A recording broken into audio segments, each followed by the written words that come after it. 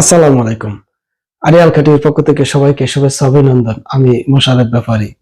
প্রিয় বন্ধুরা, আজকে ছোট্ট একটি বিষয় কথা বলার জন্য আপনাদের সম্মুখে হাজির হয়েছি। বন্ধুরা, ভিডিওটি যদি ভালো লাগে একটি লাইক, কমেন্টস এবং চ্যানেলটি সাবস্ক্রাইব করে আমার সাথে থাকবেন। কারণ আজকের বিষয়টি অনেক গুরুত্বপূর্ণ হতে চলেছে।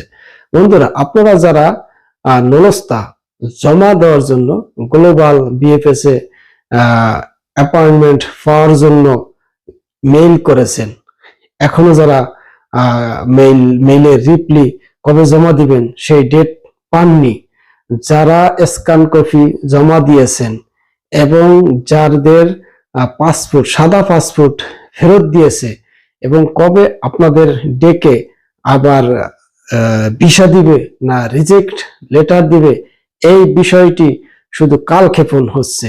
গ্লোবাল বিএফএস এর অফিসাররা শুধু বলতেছে যে আমাদের জনবল সংকট, আপনারা অপেক্ষা করেন, আপনাদের অবশ্যই ডাকা হবে।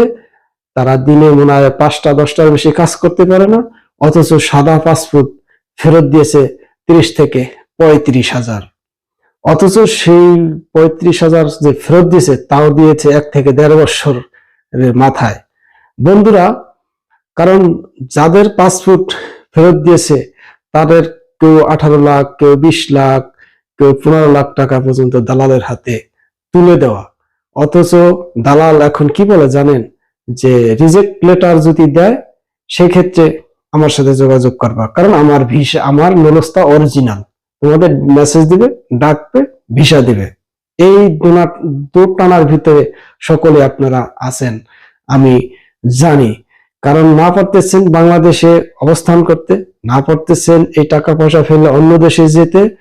প্রিয় বন্ধুরা, সেক্ষেত্রে যাদের 30 থেকে 35,000 পাসপোর্ট ফেরত দিছে, আপনারা বর্তমানে আগামী 16 তারিখে জাতীয় প্রেস ক্লাবে মানববন্ধন সাংবাদিক সম্মেলনের যে ডাক দেওয়া হয়েছে, আমি আশা করি যারাই ভুক্তভোগী আছেন, যে গ্লোবাল বিএফএস এর কাছে কাগজ জমা দেওয়ার জন্য এবং ভিসা পাওয়ার অপেক্ষায় যাদের পাসপোর্ট ফেরত দিয়েছে, সকলকে এই মানববন্ধন এবং সাংবাদিক সম্মেলনে জাতীয় প্রেস ক্লাব ঢাকায় অবশ্যই সকলের স্ব শরীরে সেখানে উপস্থিত হয়ে আপনার সমস্যার কথাটি মিডিয়ার সামনে তুলে ধরা উচিত বলে আমি মনে করি। এটা আপনার নৈতিক দায়িত্ব হবে।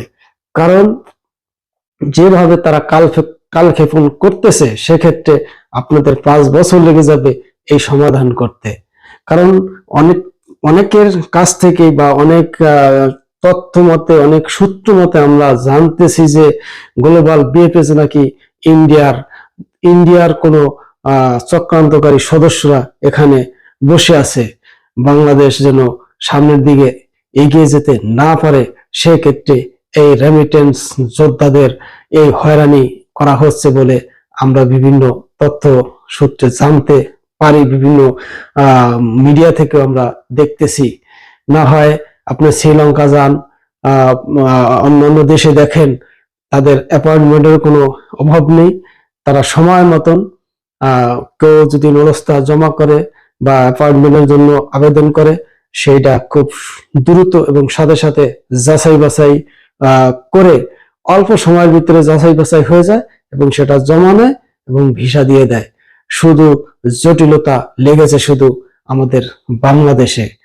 এখানে বাংলাদেশে নাকি অন্য দেশে কোনো চক্রান্ত এখানে কাজ করতেছে, সেই বিষয়টি আজকে আমি সকলের উদ্দেশ্যে বলতে চাই। যারাই পাসপোর্ট ফেরত পেয়েছেন, অ্যাপয়েন্টমেন্ট পাচ্ছেন না, নলস্তা জমা দিতে পারতেছেন না, আপনাদের অ্যাপয়েন্টমেন্ট দিচ্ছে না, সকলের আগামী 16ই মার্চ আপনাদের অবশ্যই প্রেস ক্লাবে যেই সাংবাদিক সম্মেলন হবে, সেখানে আমি মনে করি আপনাদের উপস্থিত হওয়া জরুরি। অবশ্যই আপনারা সেখানে সশরীরে উপস্থিত হবেন। আপনাদের মনের ব্যথা বেদনা সেখানে প্রকাশ করেন এবং প্রধান উপদেষ্টা, তথ্য উপদেষ্টা যারাই আছে তারা চেষ্টা করতেছে, তারপরও তাদের কাছে এই বিষয়টি বারবার উত্থাপন করেন। তারা ইতালিয়ান এম্বাসি যে রাষ্ট্রদূত আছে তার সাথে কথা বলুক, এবং হয় যে সাদা পাসপোর্ট ফেরত দিছে তাদেরকে মনস্তা দেওয়া, তাদেরকে ভিসা দেওয়া হোক, না হয় তাদেরকে রিজেক্ট করে দেওয়া হোক। কারণ এই দোদুল্যমান অবস্থায় তাদের ধরে রেখে তাদের জীবন নষ্ট করার কোনো অধিকার নেই। কারণ তারা তো ভুল করেছে, সেই ভুলের মাসুল তো তারা 1 থেকে 1.5 বছর 2 বছর পাচ্ছে। তাই অতএব যদি ভিডিওটি ভালো লাগে শেয়ার দিবেন, কমেন্টস করবেন, এবং দেখা হবে পরবর্তী অন্য কোনো ভিডিওতে। আসসালামু আলাইকুম।